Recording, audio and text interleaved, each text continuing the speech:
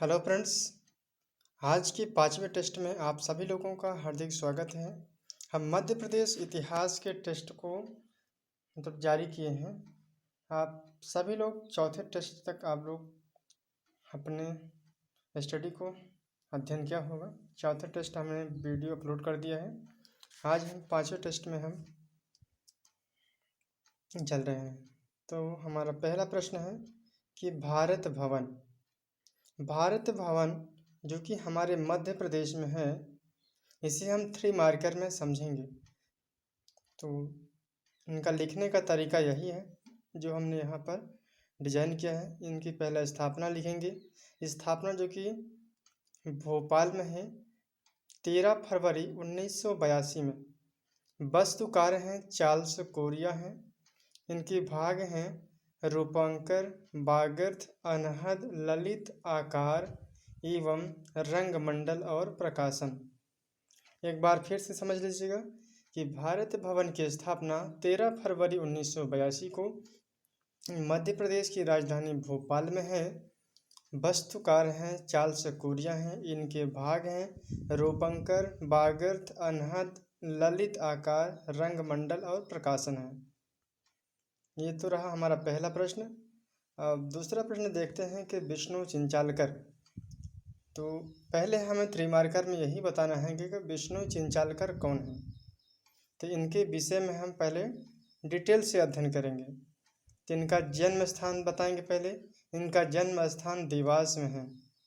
ये विष्णु चिंचालकर कौन थे? ये हैं प्रमुख चित्रकार हैं। विष्णु चिंचालकर हमारे मध्य प्रदेश के चित्रकार हैं। विशेषता क्या है कि ये लैंडस्केप और पेंटिंग बनाने में सिद्धहस्त हैं। विष्णु चिंचालकर का जन्म देवास में है। प्रमुख चित्रकार हैं। विशेषता इनकी यह है कि लैंडस्केप और पेंटिंग बनाने में ये सिद्धहस्त हैं। अब हमारा तीसरा प्रश्न है कि मध्य प्रदेश में संस्कृति के विकास हेतु स्थापित संस्थाओं का वर्णन कीजिए। मध्य प्रदेश में संस्कृति के विकास हेतु स्थापित संस्थाओं का निर्माण कीजिए। इसे हमें 3 मार्कर में लिखना है। तो कैसे लिखेंगे देख लीजिएगा कि निमाड़ अंचल के 3 लोक नृत्य निम्न हैं। 3 लोक नृत्यों के हम यहाँ पर मेंशन कर देंगे। पहला है गणगौर। इसका आयोजन जो किया है चैत्र और भादो मास में किया जाता है। दूसरा है काठी। काठी जो कि यह माता पार्वती की पूजा से संबंधित नृत्य है। तीसरा है फेफरिया। फेफरिया यहाँ पारंपरिक समूह नाच है। तो एक बार से फिर हम समझ लेते हैं कि निमाड़ अंचल के अंतर्गत 3 लोक नृत्य निम्न हैं। अब यहाँ हम देखते हैं कि पहला है गणगौर, दूसरा है काठी, तीसरा है फेफरिया। गणगौर जो कि इसका आयोजन चैत्र या भादो मास में किया जाता है। काठी जो कि यह माता पार्वती की पूजा से संबंधित यानी नृत्य है। तीसरा है यहाँ पारंपरिक समूह नाच है। अगला हमारा प्रश्न है, चौथा प्रश्न है जिसे हम 5 मार्कर में अध्ययन करेंगे कि मध्य प्रदेश के प्रमुख आंचलिक पर्वों पर टिप्पणी लिखिए। हमारे मध्य प्रदेश में आपने सभी लोगों ने पढ़ा होगा कि हमारे 4 अंचल हैं। इसके अंतर्गत आ जाते हैं मालवा है, निमाड़ है, बुंदेलखंड और बघेलखंड। ये 4 अंचलों में डिवाइड है। हमारे मध्य प्रदेश के प्रमुख पर्व हो गया, त्यौहार है, आंचलिक पर्व हो गया, लोक है या लोक नृत्य है, इन सभी को इन अंचलों में डिवाइड किया गया है। तो हमने वीडियो अपलोड कर दिया है, चाहे आप लोग प्री वाले सेक्शन में देखिएगा चाहे मेंस वाले में, हम दोनों वाले में कवर कर दिए हैं। इस वीडियो को आप लोग जाकर देखिए। चलिए हम टेस्ट वाले प्रश्नों को सॉल्व करते हैं कि मध्य प्रदेश के प्रमुख आंचलिक पर्वों पर टिप्पणी कीजिए। कि मध्य प्रदेश में संस्कृति के विकास हेतु स्थापित संस्थाओं की वर्णन निम्न प्रकार है। पहला है कि मध्य प्रदेश कला परिषद। मध्य प्रदेश कला परिषद की स्थापना 1952 में है।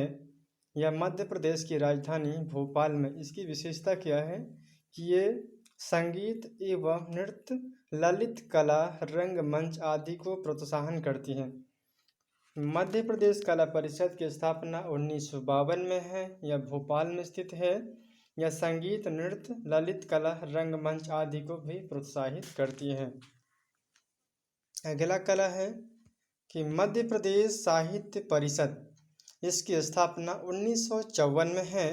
यह मध्य प्रदेश की राजधानी भोपाल में है। इसकी विशेषता यह है कि यहाँ साहित्यकारों का सम्मान किया जाता है, यानी उन्हें सम्मान दिया जाता है। अगला है कि मध्य प्रदेश आदिवासी लोक कला परिषद। मध्य प्रदेश आदिवासी लोक कला परिषद की स्थापना 1980, जिसे हम 1980 में स्थापना इसकी देखे हैं। इसकी स्थापना राजधानी भोपाल में ही है।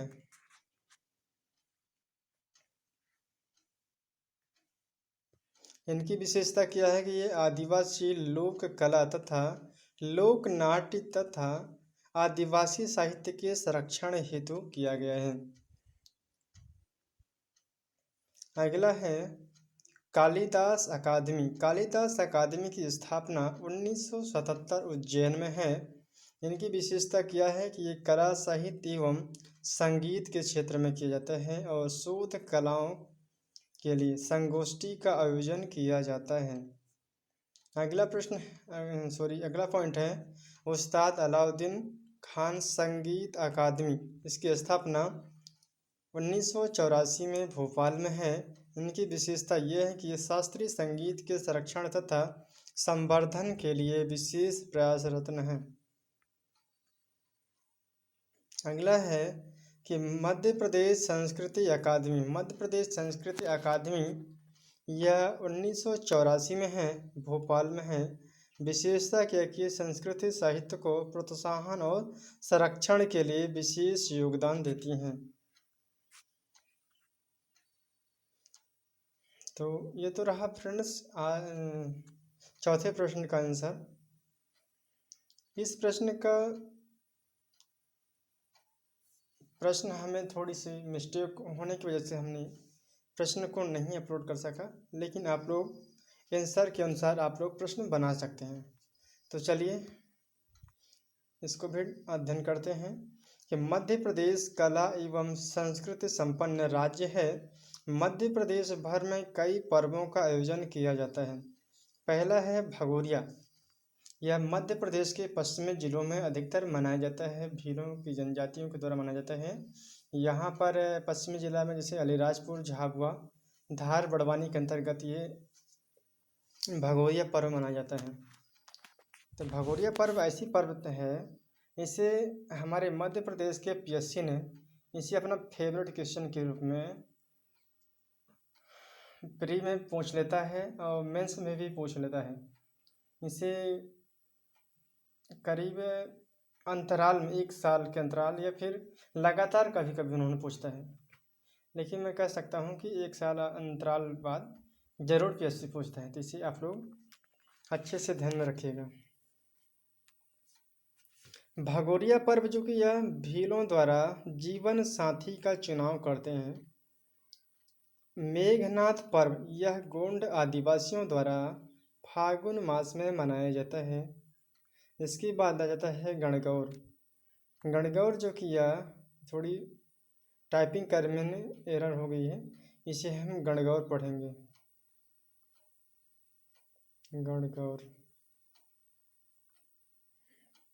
गणगौर जो कि यह महिलाएं चैत्र और भादो मास में शिव पार्वती की पूजा करती हैं। इसके बाद संझा व मामूलिया, ये हमारे मालवा क्षेत्र की ये पर्व है। संझा व मामूलिया, इसमें अश्वनी मास में जब कुमारी लड़कियों के द्वारा दीवार पर अंकन और संध्या के समय गीत का गायन किया जाता है।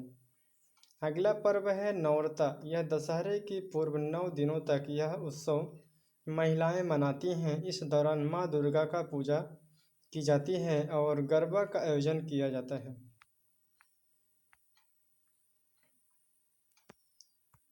अगला है दशहरा। यह कार्तिक माह राम की विजय का प्रतीक के रूप में मनाया जाता है। दशहरा को। अगला है गंगा दशमी। यह सरगुजा क्षेत्र में यहाँ उत्सव गंगा के पृथ्वी पर अवतरण की स्मृति है। अगला है मड़ई पर्व। यह जनवरी से अप्रैल के बीच गोंड तथा उपजातियों द्वारा मड़ई के दिनों में रात्रि का नृत्य किया जाता है। हरेली पर्व। यह किसानों का पर्व है। यह पर्व श्रावण अमावस्या, इस दिन सभी कृषि और लौह उपकरणों की पूजा की जाती है।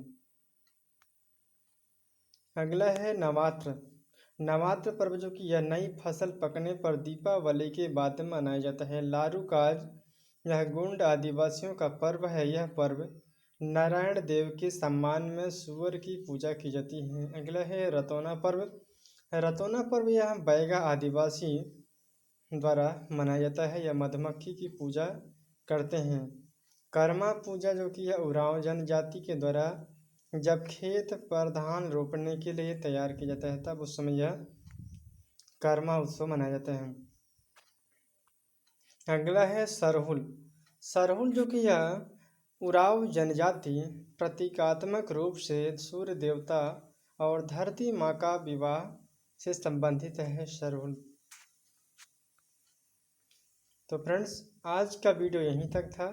फिर हम नेक्स्ट वीडियो में फिर मिलेंगे।